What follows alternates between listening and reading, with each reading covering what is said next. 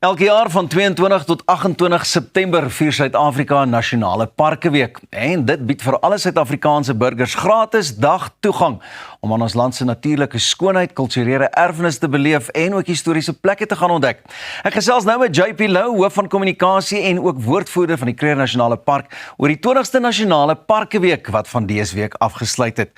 JP, hartlike goeiemôre and welcome to Goeiemôre, good morning. How are you? Hello, JP. Goeiemôre, and thank you very much for having us. Fabulous. The National Parks Week started in 2006. What inspired the initiative then?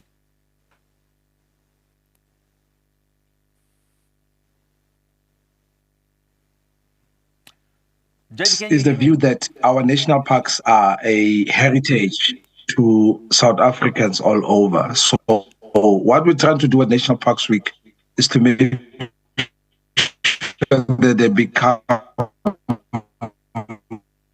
accessible to as many people as we call a conservation fee.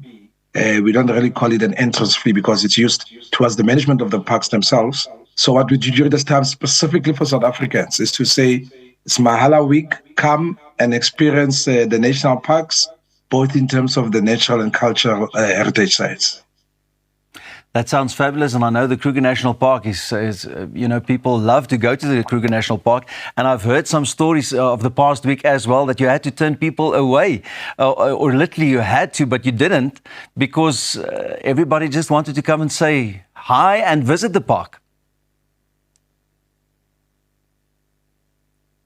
Yeah, indeed. We manage about 21 functional national parks across. Of course, is that iconic park that I think many people love quite dearly. So I don't think it was completely unexpected that you would have such a large volume of people who would go to the park. I mean, even if our visitor numbers there, our bed occupancy, all of that is generally being very good. When we look at the numbers compared to before the COVID days, we think that we've even surpassed those numbers now. So we had that unfortunate situation where we had a large number of people coming to the park. We've learned from all of this as well and are busy with an assessment of how to approach National Parks Week next year. Because what's very clear is that it's very popular. We started National Parks Week with only just over 9,800 people coming. Now we're already at nearly just under 100,000 people who are using National Parks Week. So it's quite popular. So, we can't say no to people coming. We just have to make sure that our management on our side is just much more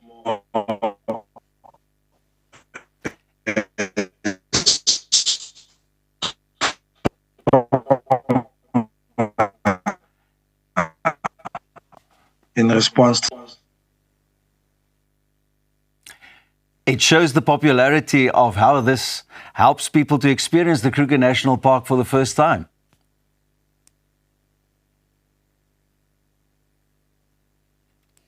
Yes, of course.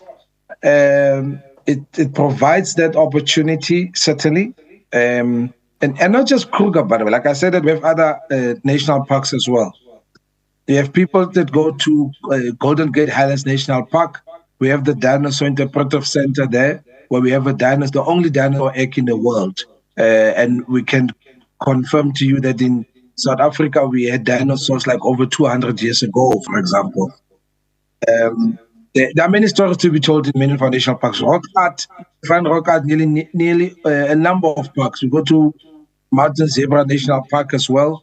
You find rock art there. It tells you a story. So there's wildlife that people would know, the vegetation that those who are interested in that. But there's also this cultural heritage side that I think from some parks out, we want to tell the story much more. To say to South Africans that you can come to the parks to learn about what's happened in this country, both from the Stone Age, I mean, as far back as that, even into the Iron Age periods as well. And why do you think is it important for especially the younger people to visit and experience national parks in South Africa? They're responsible for tomorrow at the end of the day. So They come to a national park. It's a place of leisure, just relaxation. And I think just when you get exposed to nature, it has a particular type of positive impact on you. But it's also a place of learning, as I've said now. I don't know if you knew that at Golden Gate Highlands National Park, just as another example, during the South African War, what many refer to as the Anglo-Boer War, when it ended, there's a house there in the park where the peace treaty was signed that ended that war. And the war actually happened over a strip that covered over that part of the park as well.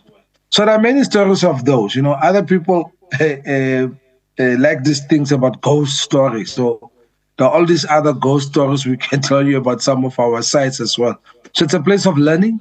It's a place of enjoyment. It's a place of growth. And those are all of the things I think are important for our young people, so that they can also know that from all of this, you can also create opportunities. I mean, you have this big, growing tourism numbers towards our parks. And with that, you're able to make sure that people generate income and they're able to make a living. So there's an economic story you can tell. There's a social story you can tell. There's an environmental story you can tell, all in all, when you talk about the national park. And I think all of these things are very important for young people. Well, we are currently approaching the big tourism season. What can people expect, especially at the Kruger National Park and, of course, all the other national parks we have to offer in South Africa? It depends what really is your flavor to start with, because if it's a desert-ish, if you like, if you go to your Tsitsikamma area, Knysna area, like I said, with Golden Gate Highlands National Park, currently it's the only park that has grassland. It's a grassland national park. Currently, we are looking at the minister considering the establishment of a second one, but it is the only one right now in the country that has grassland. So it really depends on you. Thank you so much. Apparently we have some difficulty with the sound, but thank you so much for popping in this morning. Bly ingeskakel, want net hierna gesels ons met die Suid-Afrikaanse spiesgooier en cricketspeler Sonet Viljoen Louw.